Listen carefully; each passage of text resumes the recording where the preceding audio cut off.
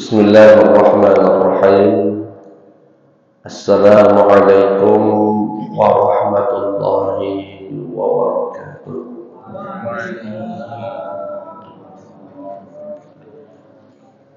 Alhamdulillahi rabbil alamin.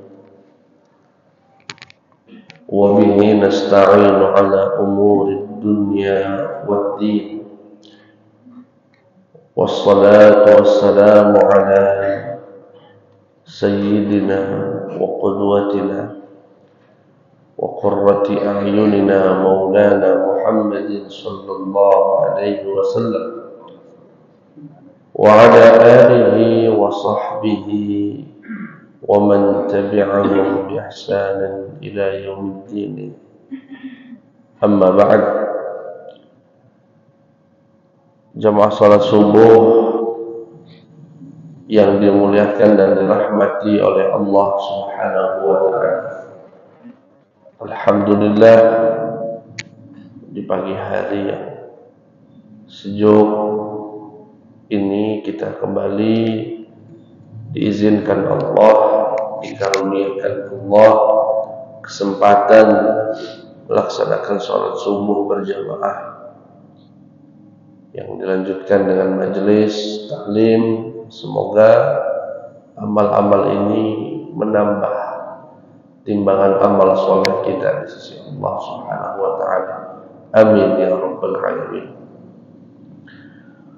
Salawat beserta salam tercurahkan kepada Sayyidina Muhammad sallallahu alaihi wasallam, Nabi yang berpesan di hari-hari terakhir kehidupannya di dunia ini, as-salatu as-salah wa ma malakat aymanukum. Salat wahai umatku, jaga salat, jangan tinggalkan salat. Shadaqa Rasulullah sallallahu alaihi wasallam. Jemaah sekalian yang dimuliakan Allah Subhanahu wa taala, sebelumnya kami mohon maaf tempo tausiahnya agak lambat.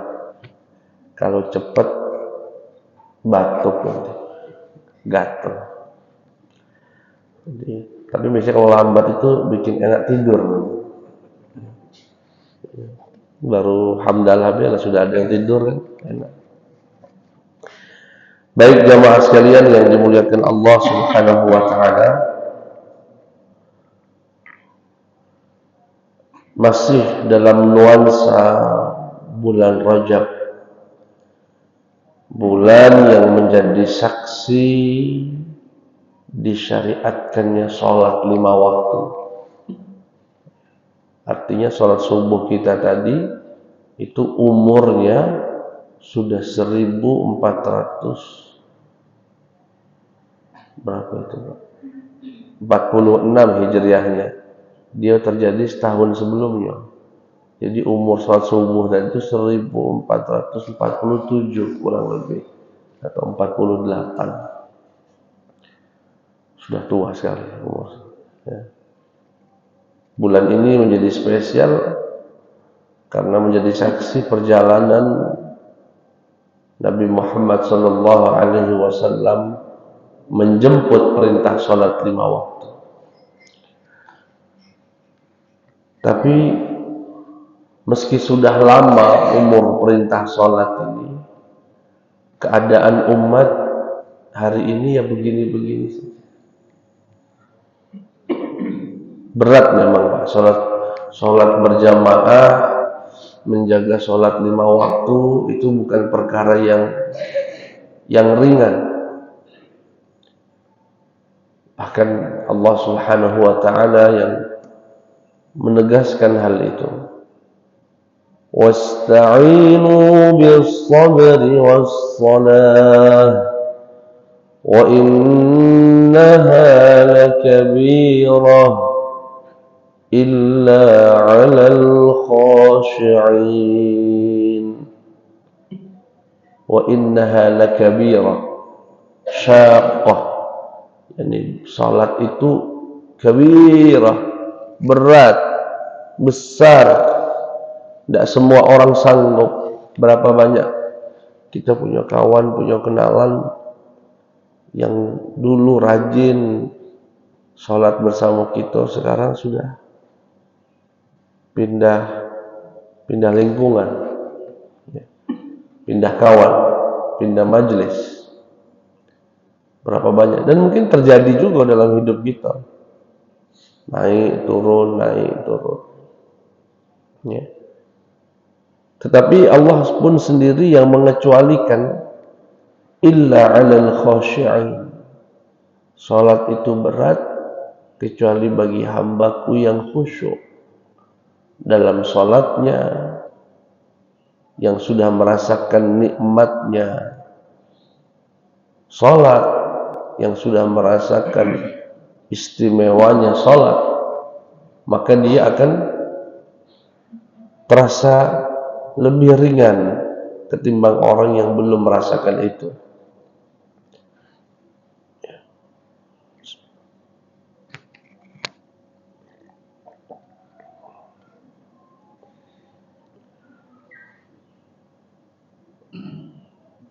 Orang yang sudah merasakan nikmatnya sesuatu ya terasa ringan. Saya punya kawan hobi betul naik gunung.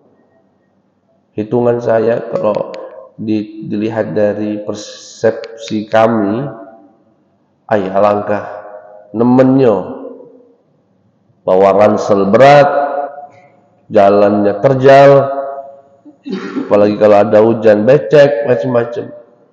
Tapi kata dia, mak mana? Wah enak nih ya. Dempo lah sudah, gunung di mana Curup lah sudah, di Lampung sudah hampir semua gunung di Sumatera Selatan nih, Sumbaksel lah dinaikinya kan. Malah Dempo lah 2 kali muncak. Kenapa dia bisa merasakan ringan, bahkan diulang lagi? Karena merasakan nikmatnya. Sama orang yang belum merasakan nikmatnya sholat, dia akan terasa berat sekali. Tapi kalau sudah mulai merasakan nikmatnya sholat, nikmatnya sujud, dia akan mengulang, dia akan menjaganya, dia akan berjuang untuk mendapatkannya. Dia rela tinggalkan yang lain demi mendapatkan itu. Nah, pertanyaannya bagaimana kemudian kita bisa merasakan nikmatnya sholat, nikmatnya sujud kepada Allah Subhanahu wa ta'ala, nikmatnya sholat berjamaah.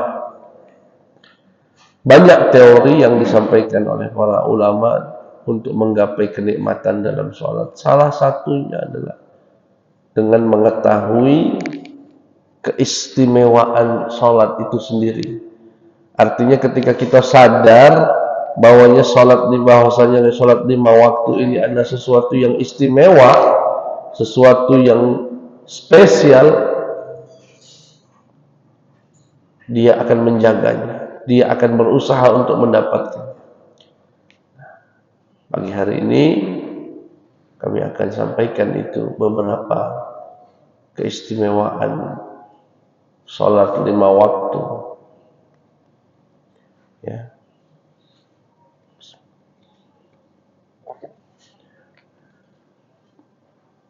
Yang semoga dengan itu bisa membuat kita makin sadar kalau kita itu sangat dimuliakan Allah Subhanahu wa ta'ala dengan bisa melaksanakan sholat 5 waktu. Yang pertama yang menjadi keistimewaan sholat merupakan satu-satunya ibadah yang Allah perintahkan tanpa perantara. Satu-satunya ibadah yang Allah perintahkan tanpa perantara. Kalau ibadah yang lain, haji misalnya, ibadah haji, perintah itu dititipkan melalui malaikat Jibril agar disampaikan kepada Nabi Muhammad. Artinya malaikat Jibril menjadi perantara. Walillahi 'alan nasi hajjul baiti man istata'a ilaihi sabila. Perintah zakat pun demikian. Allah titipkan itu ke malaikat Jibril untuk disampaikan kepada Nabi Muhammad sallallahu alaihi wasallam, khudh min amwalihim sadaqatan tutahhiruhum wa tuzakkihim biha. Perintah puasa Allah titipkan melalui malaikat Jibril untuk disampaikan kepada Nabi Muhammad sallallahu alaihi wasallam, ya ayyuhalladzina amanu kutiba alaikumus shiyamu kama kutiba alal ladzina min qablikum la'allakum tattaqun. Berbeda dengan salat. Allah ingin menyampaikannya langsung. Ia perintahkan malaikat Jibril bukan untuk membawa perintah, tapi untuk menjemput Nabi Muhammad sallallahu alaihi wasallam. Wahai Jibril, jemput kekasihku Muhammad. Dijemputlah Rasulullah, dihantarkanlah beliau melalui perjalanan yang luar biasa yang kita sebut dengan Isra Mi'raj, sampai kemudian masuk ke Sidratul Muntaha, titik di mana malaikat Jibril tak diizinkan melangkah satu langkah pun memasuki area tersebut. Kenapa? Allah ingin memberikan perintah itu secara langsung tanpa melibatkan malaikat Jibril alaihissalam. Tapi ahli sunnah jangan berpikiran Allah di langit gara-gara Isra Mi'raj ini. Dah, nabinya yang ke langit. Ya, itu pemahaman sesat, mujassimah, menempatkan Allah pada satu tempat. Nah, bukan begitu cara paham. Nabi ke Sidratul Muntaha, ditanamkan di hatinya perintah salat tadi, sebagaimana wahyu itu disampaikan kepada Nabi. Salah satunya lewat hati, bukan ngobrol cair, dah. Ya. Karena tempat yang paling mulia ini ya, di atas sana, di Sidratul Muntaha, untuk bisa mendapatkan perintah tersebut. Nah, perintah ini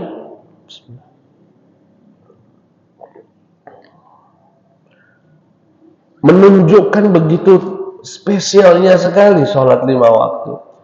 Kalau dalam kehidupan kita, dalam dunia kerja, kalau perintahnya biasa-biasa baik, biasanya pimpinan nitipkannya ke sekpridnya, nitipkannya ke asprinyo, ajudan, macam-macam lah. Tapi begitu perintah itu penting, sekpri itu cuma suruh ngundang, tolong undang Ustadz Bito ke ruangan. Ada apa? Aku juga tidak tahu. Sekprinya pun tidak tahu biasanya.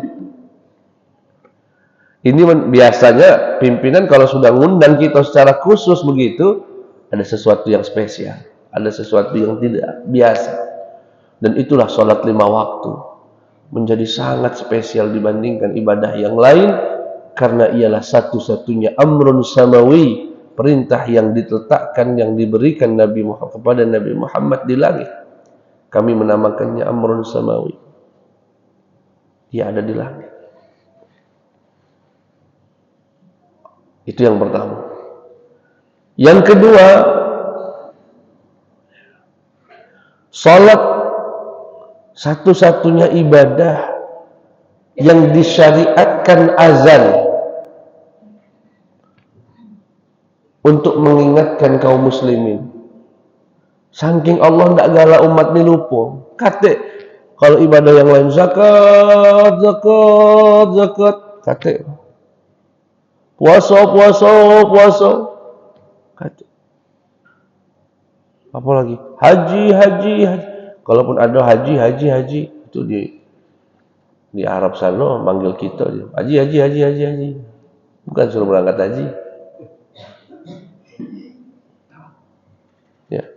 Tapi kalau salat syariat khusus, Allah perintahkan para muadzin, para Bilal untuk mengingatkan kaum muslimin yang mungkin sedang tenggelam dengan dunianya. Teberak ke Tawang Palembang. Allahu Akbar. Oh, datang waktu salat. Diingatkan. Satu-satunya ibadah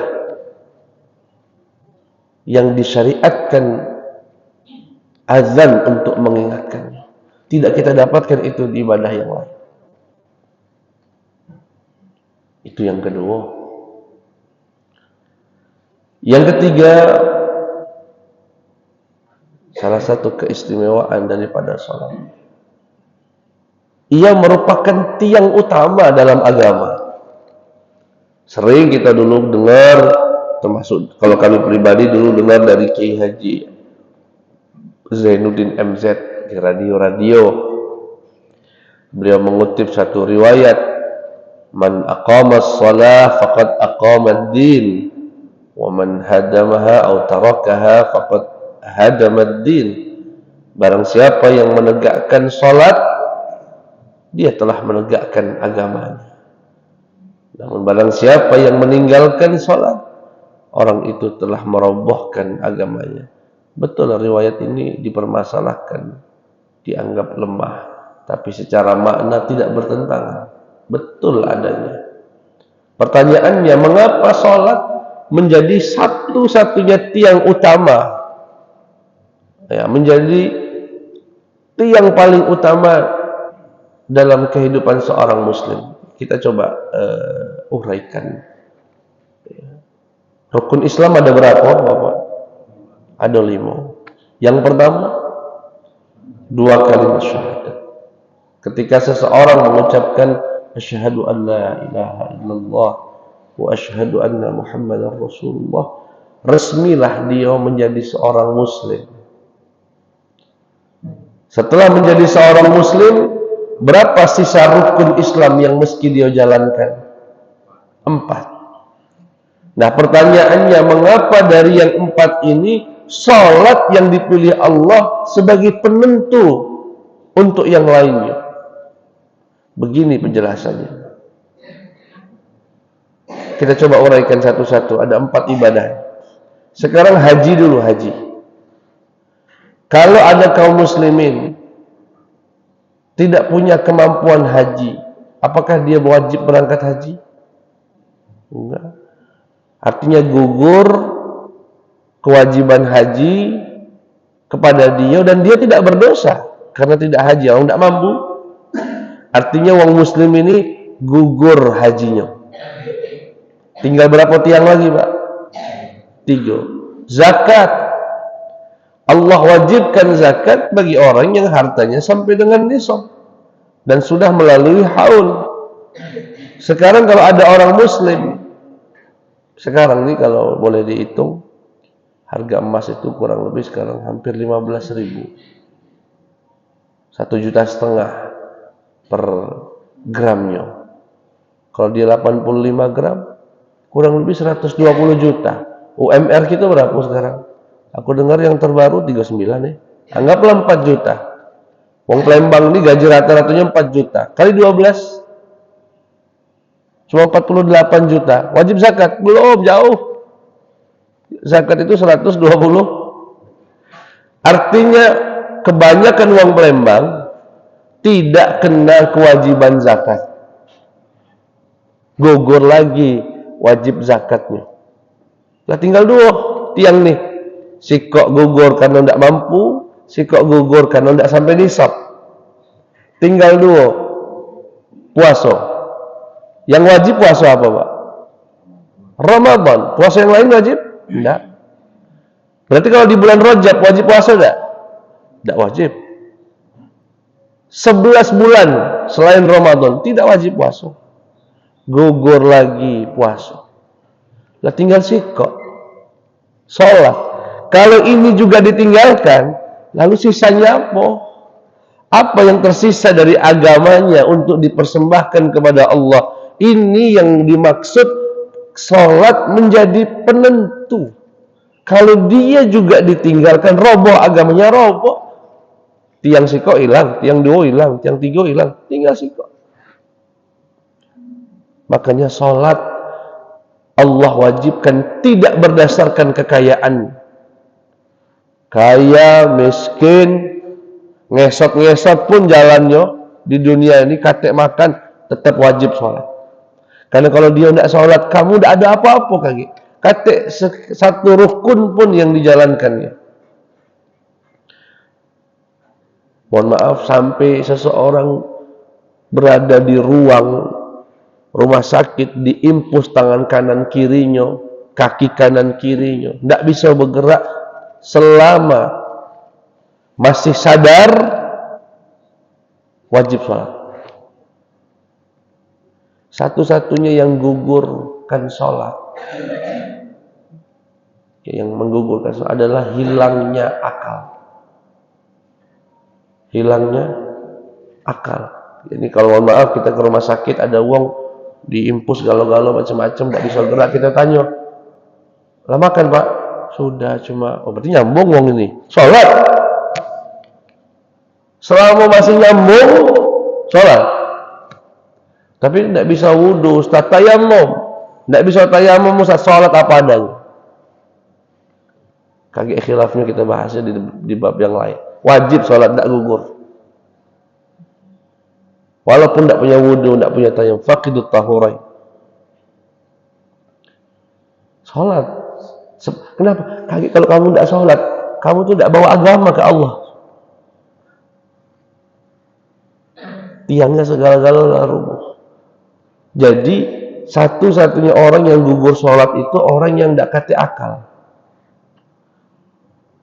Berarti kalau ada orang gagah, ganteng, pendidikan tinggi, tidak sholat, sebetulnya dia kati akal. Hilang akal. Sepenting itu sholat sampai Allah Subhanahu wa ta'ala menjadikan ia sebagai tonggak utama dalam agama. Wajar. Haji nggak wajib, zakat nggak wajib, puasa nggak wajib. Untuk dia nih, karena ketidakmampuannya tadi. Tinggal lagi itu yang kedua. Yang ketiga,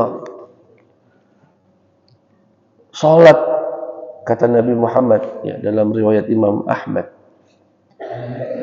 inna fis salati shifaan, sesungguhnya di dalam salat ada obat, ada kesembuhan, ada syifa. Di dalam salat ada syifa.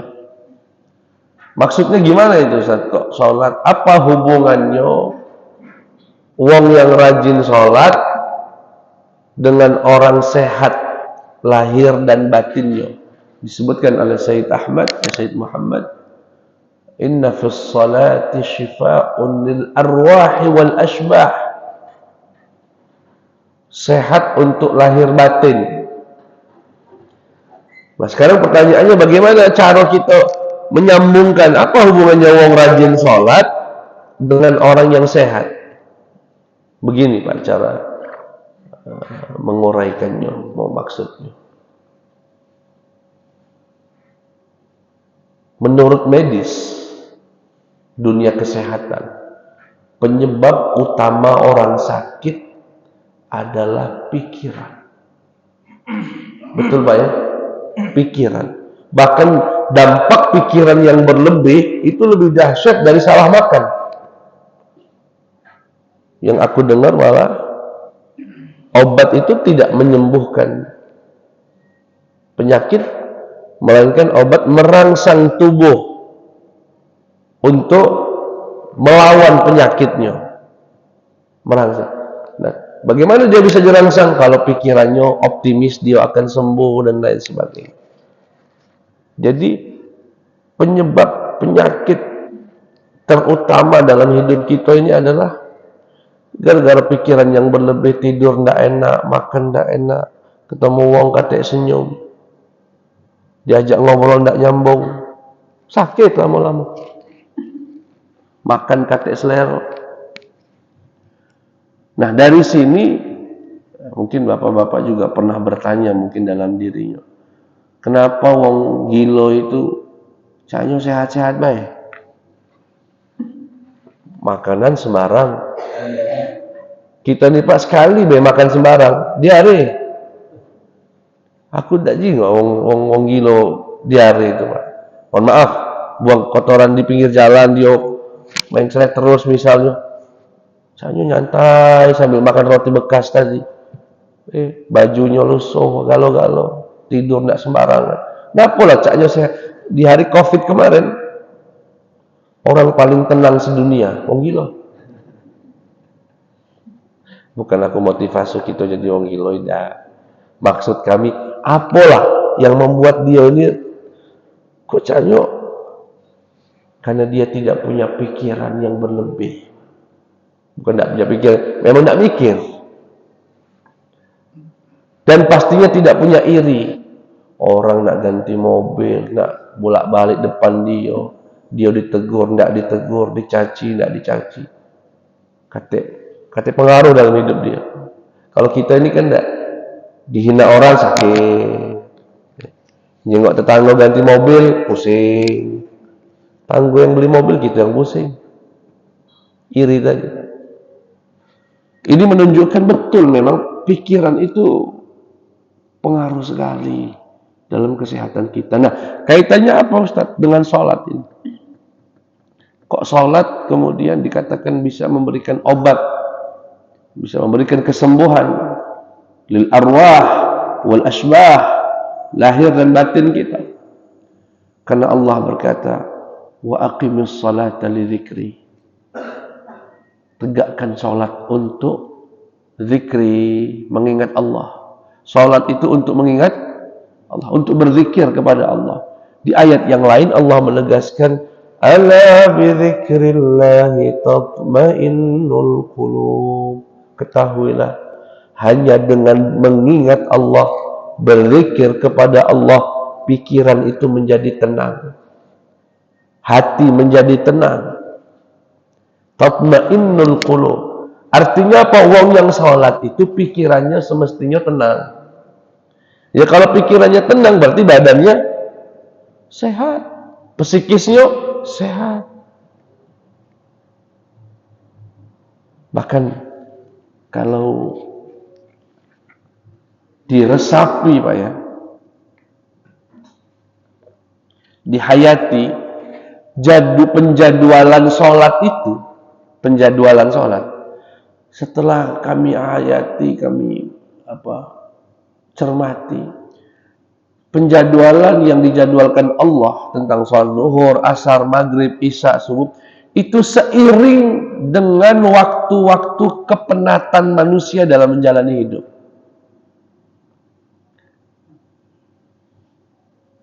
Jadwalnya sholat itu seiring dengan kepenatan, dengan kepusingan manusia dalam menjalani kehidupan. Kita coba perjelas. Antara subuh dengan zuhur jedanya panjang enggak? Panjang. Kenapa? Karena di jam-jam ini orang sedang semangat-semangatnya untuk cari nafkah, bekerja. Anggaplah kalau orang kantor ini jam 7:30. Kalau Pak Farudin depan komputer 7:30. 8:30, 9:30, 10:30, 11:30, 12:30, jam 12, 4 jam setengah seseorang di depan komputer. Yang ojol mungkin sudah 5 orderan ya, Pak ya. Yang dagang, yang ini, yang di kantor, yang itu jam-jam 11:30 itu Pak sudah mulai kenceng galau itu saraf-saraf gitu Pak, mengkerut, udah mulai gini-gini ya. Mulai kenceng pikiran, kenceng otot. Begitu datang waktu sholat zuhur, seakan Allah subhanahu wa ta'ala ingin berkata kepada hamba-hambanya, istirahatlah sebentar, ambil wudhu, kendorkin lagi itu saraf-sarafmu yang kenceng itu, ambillah kita wudhu, kita kendorkan semua yang kenceng-kenceng, segerkan lagi tubuh. Setelah itu kita ke masjid, kita sholat. Setelah sholat kita berzikir, kita puji Allah, subhanallah, subhanallah. Kita lupakan sejenak. Setelah itu kita angkat tangan dan berdoa. Kalau tadi seorang tukang ojol belum dapat orderan sampai zuhur, dia ngadu sama Allah, ya Rabb, belum ada orderan ya Allah. Pak Mano, aku nak bawa duit buat uang rumah, buat anak-anak. Orang itu kalau sudah ngelepasin begitu Pak, enteng rasanya Pak. Apalagi ngelepasnya ke tempat atau ke yang tepat. Ya. Yang tadi dimarahin bosnya, ya, dan diancam nak dimutasi. Kalau PNS ini pejabat paling takut mutasi itulah. Kata bosnya, kamu ini tidak nurut sama aku, nak mutasi apa macam-macam. Datang zuhur, ya Rabb, ya, yang dagangnya sepi, ya Rabb, yang tadi ada masalah, ya Rabb, enteng ya. Kalau sudah ya Rabb gitu tuh enteng sekali rasanya. Jam 1 kembali lagi ke alam dunianya untuk berjibaku dengan hiruk pikuk kehidupan dunia lagi. Sudah agak seger, lah wudu, lah tenang, lah pikiran. Tetapi jeda antara zuhur ke asar sengaja tidak dibuat terlalu lama juga, hanya 3 jam. Kenapa? Seseger-segernya wong ba'da zuhur tidak seseger dia ba'da subuh. Begitupun asar ke maghrib. Nah, begitu maghrib ke isya dibuat singkat oleh Allah, cuma 1 jam. 1 jam setengah. Kenapa Ustaz? Bayangkan Pak, kalau isya jam 11 malam. Nak diisi apa lah antara maghrib sama isya? Tidur, tanggung, kaki bangun lagi. Allah Maha tahu. Dipercepat isya itu, begitu sudah sholat isya, biar bisa istirahat. Yang nak istirahat agar besok menghadapi kehidupan dengan fisik dan pikiran yang maksimal, yang fresh. Dari sini saya lihat dan kami berani simpulkan, orang yang pola hidupnya mengikuti penjadwalan sholat akan memiliki kesehatan lahir batin yang lebih stabil daripada orang yang maksa, zuhur lewat, asar lewat, akhirnya tidak sholat, akhirnya tidak, memiliki stres yang tinggi, ya. Dan itu sudah ada sensusnya itu, sudah ada sensusnya. Negara paling kaya di dunia ini salah satunya Singapura, masuk 5 besar. Tetapi di waktu yang sama sudah ada sensus negara dengan tingkat kesetresan paling tinggi di dunia, ya Singapura. Kaya materinya, tapi di waktu yang sama dia juga stres. Saking stresnya Pak, mungkin yang pernah ke Singapura tahu, tidak ada kata tegur sapa cak kita ini Pak. Yang di jalan begini ini kosong Pak, bikin itu duit mama no. Katalah kalau kita ini ngopi, wong Indonesia nih santai, lupa sikoknya kiri tangan megang kopi, kanan sebagian ngerokok. Dan itu nggak benar ya, ngerokok itu nggak benar. Ya. Alhamdulillah, jangan coba-coba nak niru Singapura secara utuh. Kesuksesannya duniawinya tidak apa-apa ditiru, tetapi kita ini karena masih ada sholat Pak. Alhamdulillah orang muslim ini masih ada sholat, walaupun sebagian cuma Idul Fitri, Idul Adha. Dia ngecas Idul Fitri itu terus tahun. Itu yang dimaksud oleh Nabi Muhammad sallallahu alaihi wasallam, anna fis salati shifa, di dalam salat ada obat. Enak sekali Pak, setuju. Yang terakhir, ya. Ngantuk galau dia.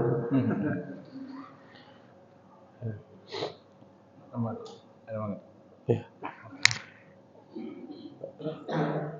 Yang terakhir, keistimewaan salat. Ada seorang sahabat bernama Rabi'ah bin Ka'b. Rabi'ah bin Ka'b. Siapa beliau Ustaz? Salah seorang sahabat yang mendedikasikan dirinya untuk mengabdi di rumah Nabi. Jadi Nabi Muhammad sallallahu alaihi wasallam itu Ada beberapa sahabat yang suka rela membantu Nabi. Jadi kalau Nabi nak beli sesuatu, nak hajat sesuatu, itu ada uang-uangnya, Pak. Yang paling terkenal sahabat Anas bin Malik. Ada juga sahabat Thauban. Nah, ada juga yang mungkin jarang terdengar adalah sahabat Rabi'ah ibnu Ka'bin. Bahkan kalau beliau ini sipnya sip siang. Jadi kalau nak bantu Nabi pagi-pagi dia datang ke Nabi, ada yang nak beli.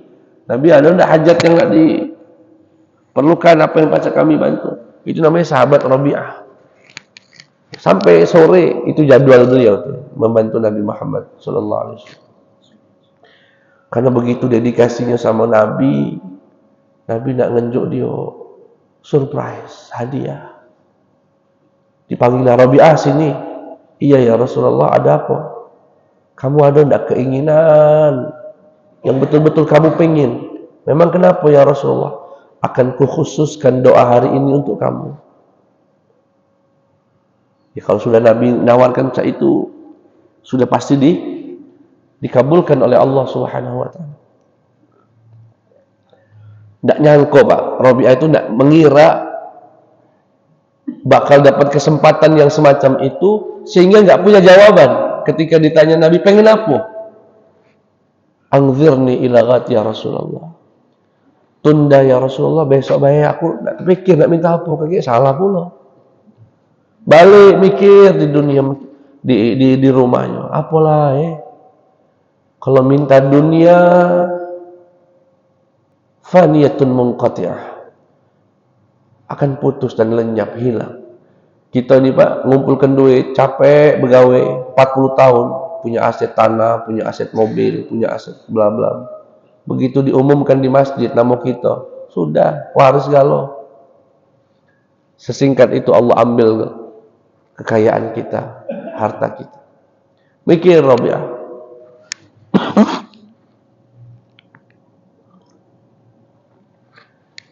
Apalah, akhirnya ada jawaban.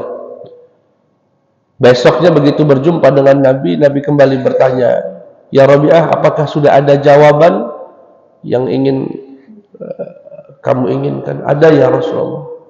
Silakan sebut. As'aluka murafaqataka fil jannah. Aku ingin bersamamu di surga ya Rasul. Ya salam. Cerdas sekali, Pak. Cerdas sekali. Muwaffaq ini. Rabi'ah betul-betul mendapatkan taufik dari Allah untuk meminta sesuatu yang paling tepat. Bukan sekedar doakan aku masuk surga, enggak. Bersama Nabi.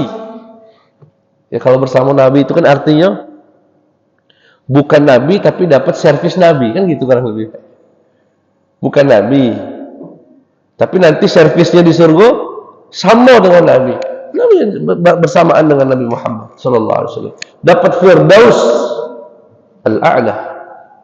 Apa kata Nabi? Ana fa'il.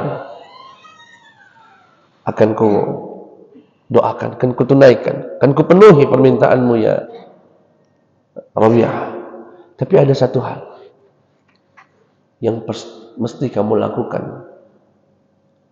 Apa itu ya Rasulullah? A'inni ala kathratis sujud. Perbanyak sujud kepada Allah Subhanahu wa taala. Seakan Nabi ingin berkata, Rabi'ah, kamu ingin bersama kami, ingin bersama aku di surga? Iya ya Rasulullah. Maka pantaskan dulu diri kamu. Kalau kamu itu pantas untuk bersamaku. Dengan apa ya Rasulullah aku memantaskan diriku? Jaga sholat 5 waktu. Hidupkan sholat sunnah. Perbanyak sujud kepada Allah Subhanahu wa taala. Dengan itu kamu pantas menemaniku di surganya Allah Subhanahu. Pesan ini menunjukkan tidak khusus untuk sahabat Rabi'ah. Ini berlaku juga untuk kita. Untuk umat Nabi Muhammad sallallahu alaihi wasallam. Di antara kita siapapun yang ingin kelak duduk bersanding bersama Rasulullah, bahagia dan abadi di surga, jaga sholat 5 waktu. Perbanyak sujudmu. Sujud yang nikmat Pak ya, bukan sujud cak kinjeng. Tahu kinjeng Pak? Capung. Aduh dia aku juga ngomong sholat. Caknya hidung tuh baru nempel lipis. Tak Allahu Akbar. Tak Allahu Akbar. Itu yang disebut sholatnya seperti kinjeng. Kayak capung. Sujudnya Allah subhanahu. Bayangkan dengan itu kita bisa bersama Nabi nanti di surga. Itu baik. Kurang lebihnya mohon maaf. Kepada Allah mohon ampun. Dipersilakan. Alhamdulillah. Anggaplah yang lagi diimpus itu junub. Baca pula nyempet lagi dia. Tapi namanya ini Mak Manus beliau kan syarat sahnya sholat tidak junub, suci. Selama dia masih sadarkan diri, masih terkena kewajiban sholat. Nah, lalu bagaimana sholat dia sendiri dalam keadaan junub? Bukankah itu dosa? Dosa kalau dalam keadaan normal, dia bisa wudu, dia bisa mandi wajib, tapi dia memilih untuk sholat dalam keadaan junub, itu haram. Itu namanya mempersembahkan bangkai kepada Allah. Sholat yang tidak sah tadi. Tapi orang ini sholat bukan untuk menggugurkan kewajiban. Kalau dalam konsep mazhab Imam Syafi'i, li hurmatil waqti. Dia sholat, na'udzubillah, diimpos macam-macam, najis dan sebagainya. Tetap sholat. Nanti ketika Allah kasih kesembuhan, diqadha sholat-sholat tadi. Artinya sholat yang dia lakukan tadi bukan dalam rangka menggugurkan kewajiban, tetapi li hurmati al-waqti. Ya. Nanti setelah itu, andai kan nggak sembuh, meninggal dunia, sudah kewajibannya sudah gugur. Ya. Meninggal dunia belum sempat qadha misalnya. Ya. Jadi tidak bertentangan dengan teori bahwasanya kondisi suci merupakan syarat sahnya sholat. Betul. Kalau tidak suci ya tidak sah. Tetapi bagi orang yang tidak bisa disebut dalam ilmu fikih, orang semacam ini dengan faqidut tahurain. Orang yang kehilangan dua alat sucinya. Wudu tidak bisa, tayamum tidak bisa, hilang galau. Dalam kondisi semacam itu tetap diwajibkan. Walaupun ada mazhab lain mengatakan ya kalau begitu ya gugur. Sudah gugur dan tidak usah diqadha juga. Ada. Ya. Kita ngambil yang ini yang agak hati-hati. Ya. Yang agak hati-hati. Wallahu taala a'lam. Baiklah setengah. Kita menghadapi orang tua yang ilmunya kurang. Kita udah mungkin sholat, kondisi dia sakit, cuma mau sadar, masih gimana? Saya tidak bisa. Kali memang dari dulu dia sholat sedikit, terus sholat. Tapi saya sakit dia belum sholat. Gimana kita?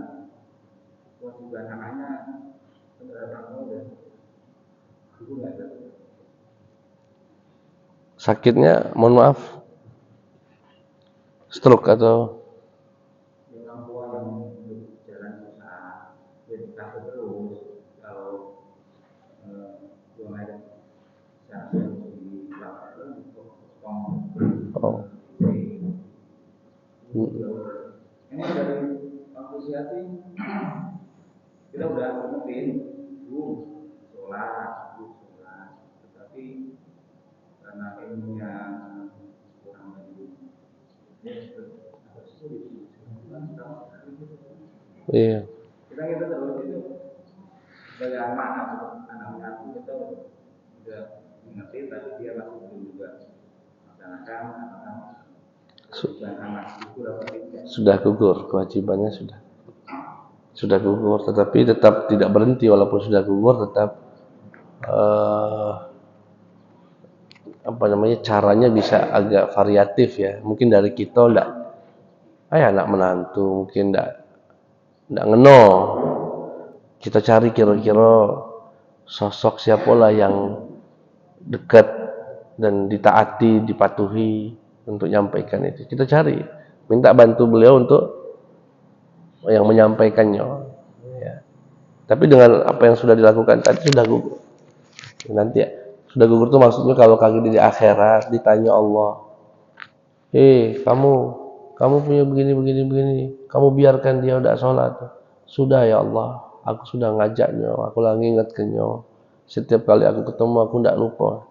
Itu yang dimaksud gugur tanggung jawab kita untuk menanggung dosa. Na'udzubillah, wala taziru waziratu wizra ukhra. Orang itu tidak menanggung dosa orang lain. Kita sudah melaksanakan tugas kita, mengingatkan orang, sudah. Bahkan kami kadang-kadang ceramah, itu salah satu niat yang terbesit dalam hati, gugurkan kewajiban. Kalau Allah tanya, kamu di kampung kamu banyak orang nyambung ayam, kamu diam baik. Sudah ya Allah, bahkan khutbahku 4 kali tentang hukum nyambung ayam. Jadi khutbah itu menggugurkan, bukan menggugurkan undangan pengurus masjid baik, gugurkan kewajiban. Makanya kami, ya sebetulnya begitu seharusnya ya. Khatib itu bukan materi 2 tahun lalu disampaikan lagi. Khatib itu coba mendeteksi dulu tahun ini misalnya. Saya khutbah kemarin, khutbah 2024, hampir di seluruh masjid tema kami tentang judi online.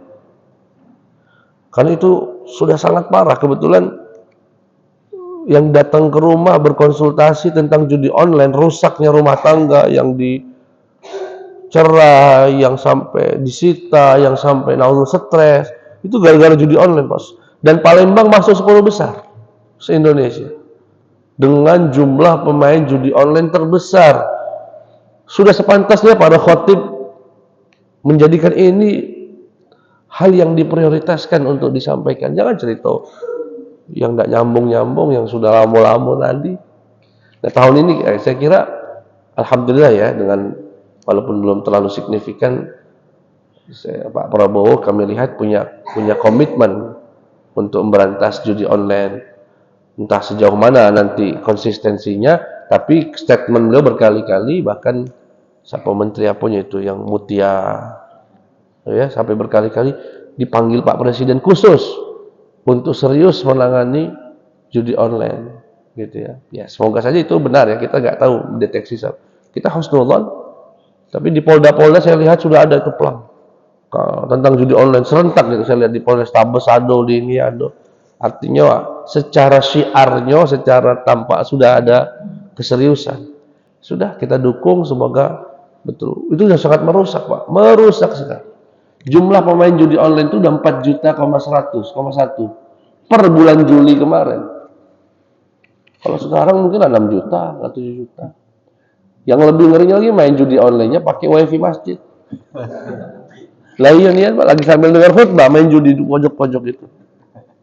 Nah, coba bayangkan sudah separah apa itu.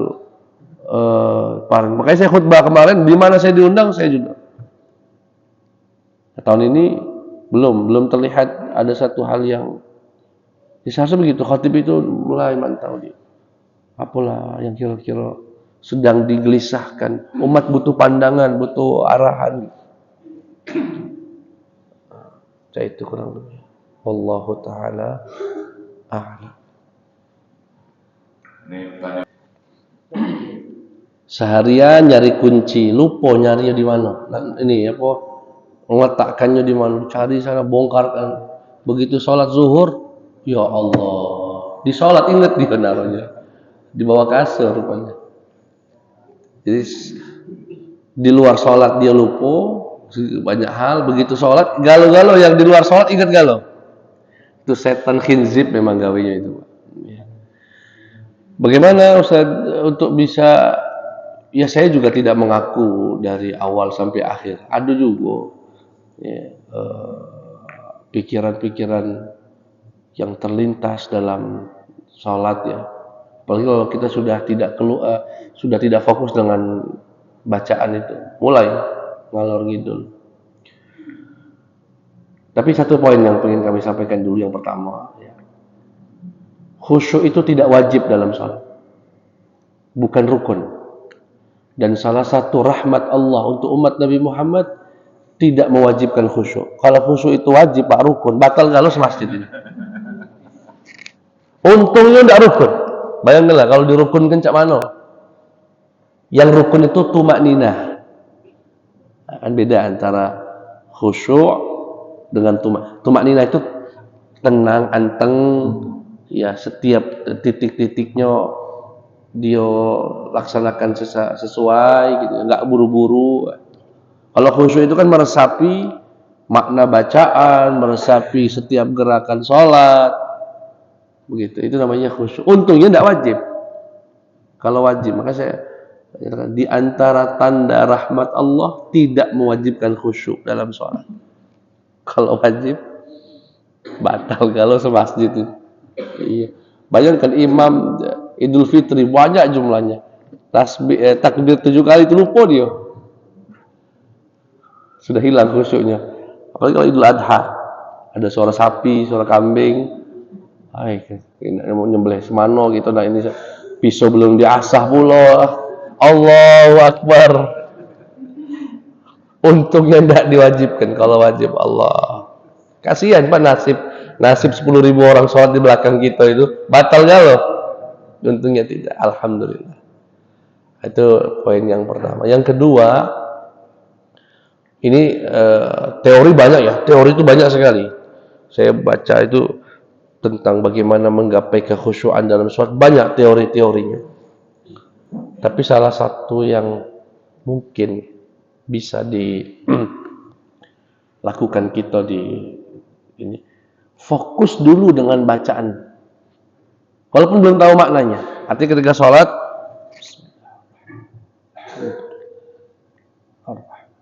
di bacaannya betul.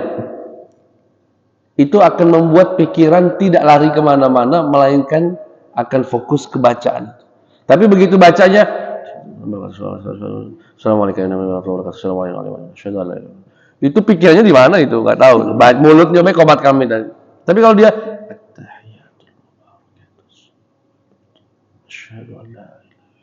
dia fokus di pelafalan, itu meminimalisir pikiran ini melalang buana ke alam lain.